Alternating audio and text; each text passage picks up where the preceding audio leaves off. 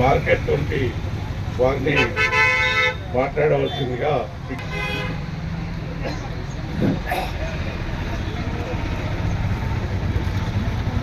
అందరికీ నమస్కారం. వాస్తవంగా ఈరోజు ఇక్కడ కూర్చొని ఈ ప్రభుత్వంలో కానీ మనం ఆశించింది ఏమంటే 30 నుంచి 40 సంవత్సరాలు మన ఉద్యోగం రిటైర్ అయిన వచ్చిన డబ్బులను మన జీవిత అవసరాల ప్రభుత్వంలో ఆ ఆశ మనకు నెరవేరలేదు. దీనికైతే మనం చాలా చింతించాల్సిన విషయం. వేసిన ఒక్క ఓటు 1.85% ఓట్లతోని ఈరోజు కాంగ్రెస్ ప్రభుత్వం వాస్తవానికి ఆ రోజు స్పీకర్ దాన్ని నమ్మి ఈరోజు కొరివి తెచ్చుకున్న ప్రభుత్వం మనది.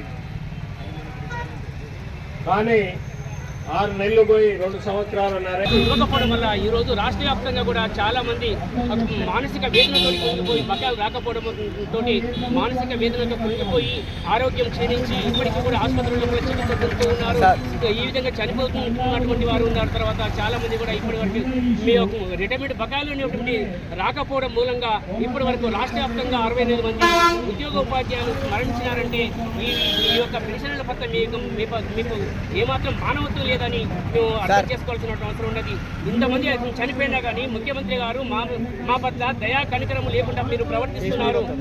ఇప్పటి వరకు 60 మంది చనిపోయినప్పటికీ కూడా ముఖ్యమంత్రి గారు ఏమనంటే మమ్మల్ని కోసినా కానీ డబ్బులు లేవని అంటున్నారు కదా. ముఖ్యమంత్రి గారు మిమ్మల్ని కోసిన డబ్బులు లేవని అంటుంటే మీరు చేసేటువంటి ఏ యొక్క పథకాలు అయితే ఏవైతే ఉన్నాయో ఆ పథకాలు ఏవైతే ఆపుతున్నారా ఏ వేట్లు కూడా ఆపడం లేదు కదా. వాటన్నిటి కూడా మీరు కంటిన్యూ చేసుకుంటున్నారు. ఆ పథకాల లోపల భాగంగానే మాకు కూడా ఒక పథకం అనుకొని మాకు రావాల్సినటువంటి రిటైర్మెంట్ పథకాలన్నింటినీ మీరు చెల్లించాలి. కానీ మీరు మమ్మల్ని కోసిన డబ్బులు లేవనుకుంటుంటే ఈ రోజు మూసీ సుందరీకరణ పేరుతోటి 1,50,000 కోట్లు అనేటువంటివి మీరు వెచ్చిస్తున్నారు కదా. ఆ 1,50,000 కోట్లు మీరు ఎక్కడి నుంచి తెస్తున్నారు?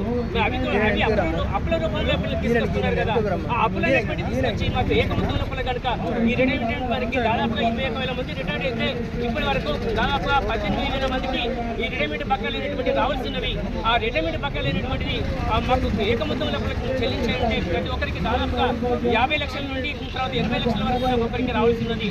కాబట్టి ఈ విధంగా అందరికీ తెలిసినట్లయితే దాదాపుగా 8,9,000 కోట్లకు మాత్రమే పెంచదు.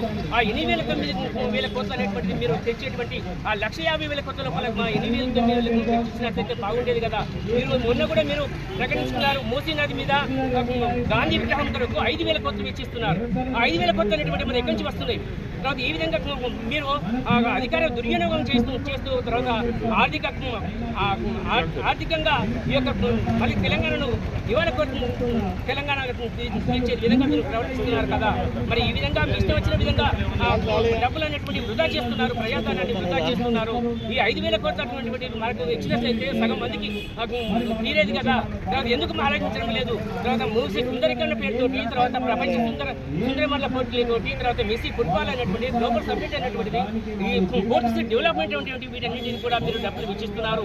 మరి వాటికి వెచ్చిస్తున్నప్పుడు మేము ప్రభుత్వంలో భాగంగా మేము 35-40 సంవత్సరాలు ప్రభుత్వ సేవ చేసి ఈ రోజు మీకు మీ పథకాలన్నింటినీ కూడా సార్ మీ డిమాండ్ చెప్పండి సార్, మీ డిమాండ్ చెప్పండి. మా డిమాండ్ ఏంటంటే మార్చి 2024 నుండి ఇప్పటి వరకు రిటైర్ అయినటువంటి ఈ ఉద్యోగ ఉపాధ్యాయులకు న్యాయంగా రావాల్సినటువంటి మా యొక్క రిటైర్మెంట్ బెనిఫిట్లు అనేటువంటివి వెంటనే చెల్లించాలని, ఏకమొత్తం లోపల చెల్లించాలని మేము ఈ యొక్క ధర్నా శిబిరం పక్షాన నిరాహార దీక్ష శిబిరం పక్షాన డిమాండ్ చేస్తున్నాను. తర్వాత అదే విధంగా ఇప్పటి వరకు మీరు ఇచ్చినటువంటి హామీలు అనేటువంటివి ప్రభుత్వం అధికారంలోకి రావడానికి మీరు అనేక హామీలు ఇచ్చారు, 420 హామీలు ఇచ్చారు. కానీ ఉద్యోగ ఉపాధ్యాయులకు ఇచ్చినటువంటి హామీలు అనేటువంటి ఏ ఒక్కటి కూడా నెరవేరలేదు. కేవలం 1వ తారీఖు వేతనాలు మాత్రమే మాకు అందుతున్నాయి. ఆ 1వ తారీఖు వేతనాలు ఇస్తూ తర్వాత మిమ్మల్ని ఈ విధంగా ఇబ్బంది పెట్టడం అనేటువంటి సరైనది కాదు. తర్వాత మీరు అధికారంలోకి వచ్చిన వెంటనే 6 నెలల లోపల పిఆర్సీ అమలు చేస్తానన్నారు. ఆ పిఆర్సీ అనేటువంటిది ఇంతవరకు కూడా అమలు చేయలేదు. జూలై 2023 నుంచి పిఆర్సీ అనేటువంటి అమలు కావాలి. దాదాపు 3 సంవత్సరాలు కావాలి.